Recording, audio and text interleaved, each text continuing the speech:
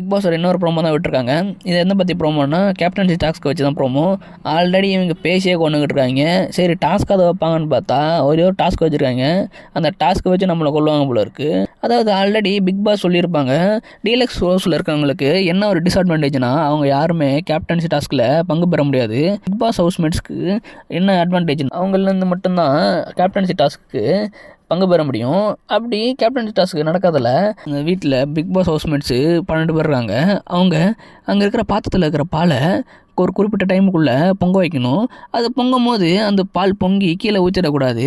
அதை ஊற்றாமல் கரெக்டாக அந்த வரம்பு வரைக்கும் பொங்க வச்சு அதோட ஸ்டவ் ஆஃப் பண்ணணும். யார் இதை ஃபஸ்ட்டு முடிக்கிறாங்களோ அவங்க தான் கேப்டன்சி டாஸ்க் வின்னர்னு சொல்லிட்டு சொல்கிறாங்க. இதில் ஒரு 4 பேர் மட்டும் ஹெல்மெட் ஆகிற மாதிரி அவங்க அனௌன்ஸ் பண்ணுறாங்க. அதோட இந்த ப்ரோமோ முடியுது. யார் அடுத்ததாக கேப்டன் ஆக போகிறாங்கன்னு தெரில. இன்றைக்கி எபிசோடு பார்க்கும்போது தெரியும்.